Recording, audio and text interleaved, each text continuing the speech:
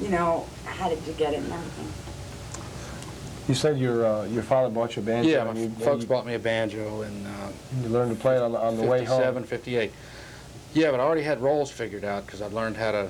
I've been playing guitar for a couple of years and I had an old D18 Martin, and I'd tune it open G like a banjo. And I'd fool with the rolls and kind of figured out how that went. But I used to really practice riding them down the road in my father's 56 Ford Victoria, this is the truth, with finger picks on, picking on the chrome. If you ever see one, you'll notice that there's 4 or 5 ribs on the side, and you can hang your hand out the window and do like this, and play banjo rolls on the chrome of your father's car, if you like. That's what I did, that's the truth. So you'd pretend those were strings, Yeah. and you'd practice your rolls I would. right in the car. That's great. Worked. Yeah, apparently. So I'm getting ready to buy another one so I can practice some more. And you've transferred almost all your banjo licks to guitar, right? You can play them just as well with a flat pick and 3 fingers as you can with a thumb pick and the finger picks.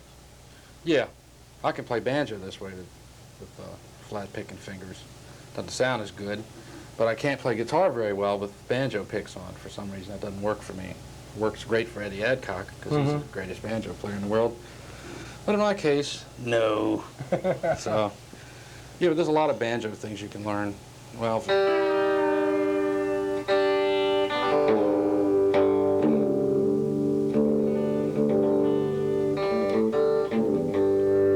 like,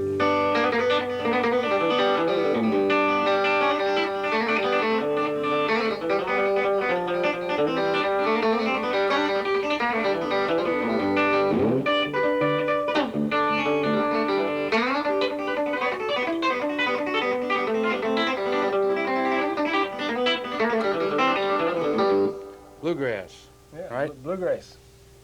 Bluegrass.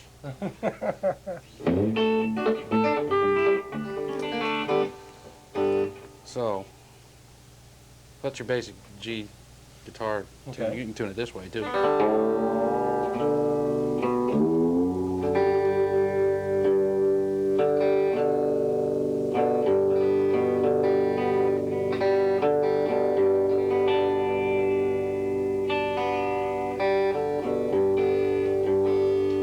can play it like a dobro.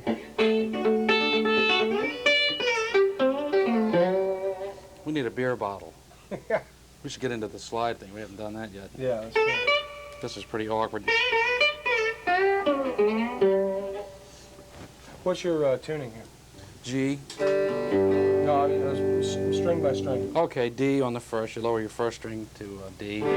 Raise your A to B. Raise your 6th string to G.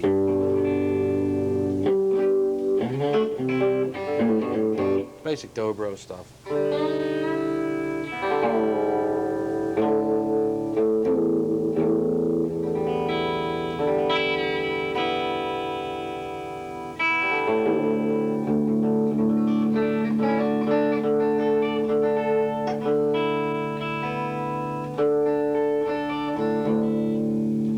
How does this, Danny, could you say a sentence that talks about tuning in general? We got into specific kinds of tuning, and I don't have a paragraph that kind of says how you got interested in tuning or why it matters. Okay, well, I mean, most guitar players would yeah, I know. can ask him. How did you start discovering different tunings? Oh, mostly out of need for particular songs, voicings and things. These days, I tune my big E string around a lot depending on what key we may be in. I'll tune it to D like this. Well, sometimes I tune it down to C.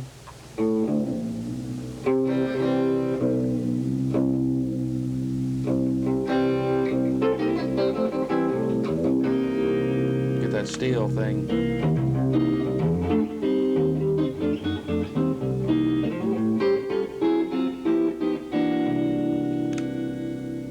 And then you can always put it all the way down when you're playing some blues.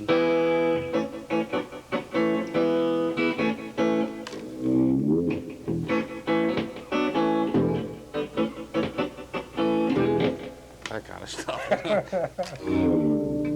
That's great. Sounds silly here, but it's effective when you do it with a band. Yeah.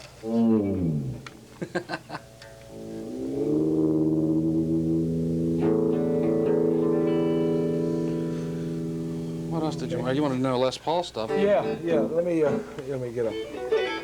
Show us. Okay, here's. Show us some of the Les Paul licks. And isn't this stuff that he originally double tracked, and then Yeah. you learned to play? Well, some of it How I it can do was. in 2 parts. Some of it I can do in 3. I think really these things were clarinet licks, like Les used to go. Okay, slow Okay, that down. a slowly, little bit, that's- sure.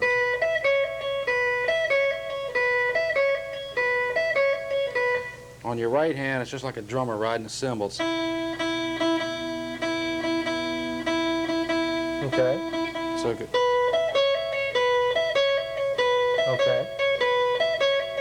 and you can add a second part by just laying over onto the B string and going.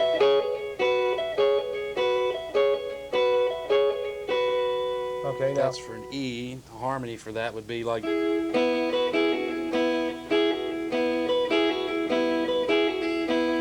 Okay. And you could do it inside. Okay.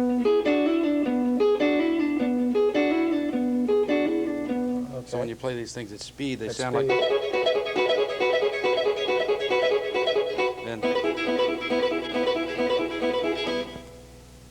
And there's another way you can do it for A. It's basically the same thing. Working off of this inversion of A.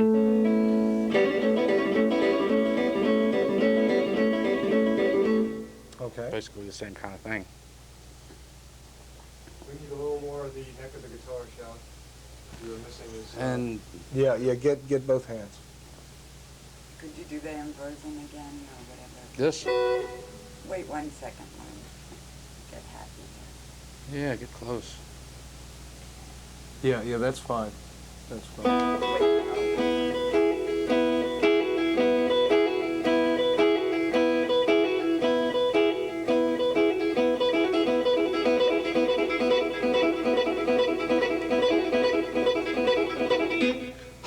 Wait, oh. That's fine. So, You asked me about this too. yes. That's the easiest thing in the world to cheat with. Run out of stuff, do that. So you're just going back and forth across the E string, and with your pull-offs, you're creating a triplet, right? Right, there's, you pick the note, pull it off, and go. Okay.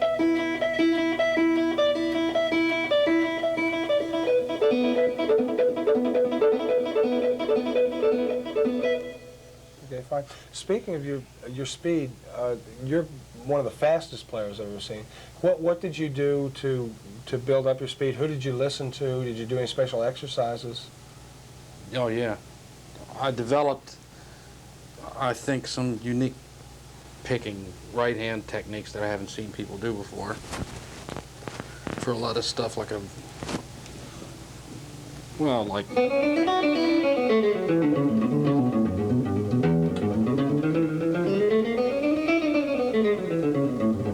combination of fingers and pick. Here's a Right. good exercise for your up and down strokes. This sounds dumb, but it works.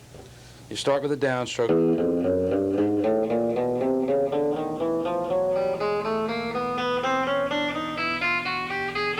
When you get to that point, if you're still going up and down, you will notice that your stroke will become backwards, and you have to pick that same lick with upstrokes instead of downstrokes, like it does like this.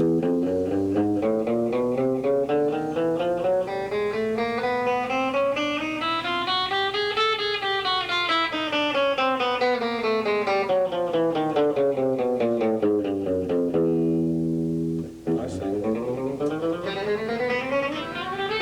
And so on and so on. So that's good for you. Okay. How about harmonics? Yeah. Okay, now explain to us exactly. Okay, I what learned you're this from doing Lenny here. Bro, who's the champion of the world. Okay. Now, the theory behind playing harmonics like that is you play a real note, like the D string, for instance, with your little finger, play the harmonic in the 12th fret with your pick and your first finger, and you roll it. Jeez. As such. Just as an example, and you make up funny chords. There's one.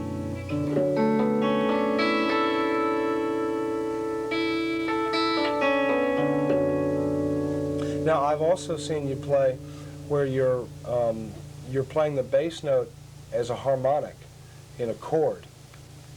Those are harmonics that you pinch with your third finger in your pick. Needs a lot of treble for this, a lot of volume too. This is something we didn't do earlier, playing on a song. Okay. No, I was talking more about the harmonics you were just showing us, but it seems like you're playing you're playing the whole chord and you're playing your bass note. Right, you're playing a bass note as a harmonic. Yeah, well that's an old Chet Atkins thing. Right. Right.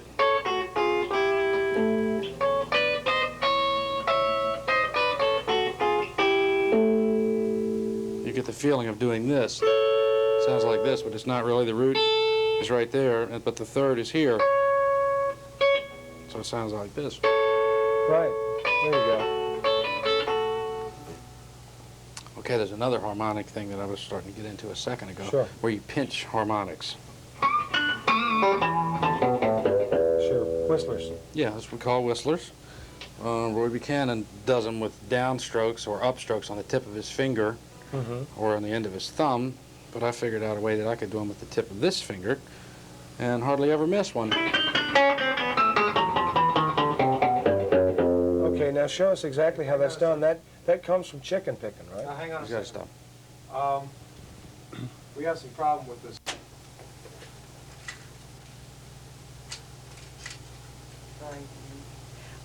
This question is for me. So you've been playing guitar for a long time.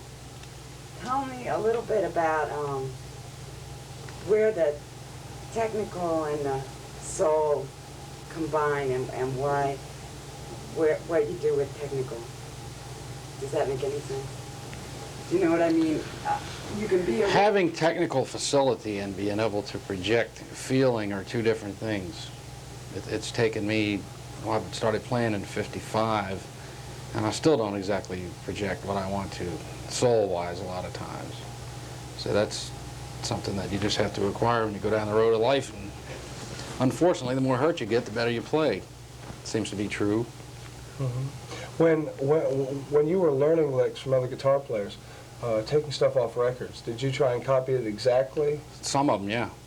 Who were some of the people that you Well, really... Les Paul was my original influence, and he's still #1 hero in my book.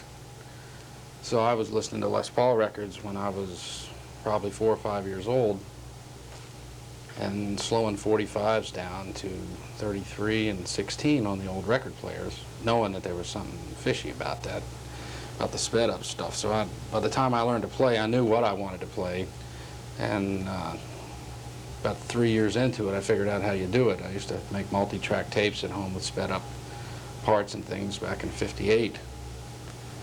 On 2 tape recorders, create my own echo by playing a little slower behind myself with a track onto another one. That was real hard to do, but it was unique in that the echo wasn't always spaced exactly the same. So I'll have to let you hear those tapes someday. Okay. I understand that, but that wasn't a technique of mine. So you'd slow the Les Paul records down and learn so that the parts that had been speeded up were now at normal speed. Then you learn those. So of course they were an octave or 2 below where they were played, but they sound neat that way.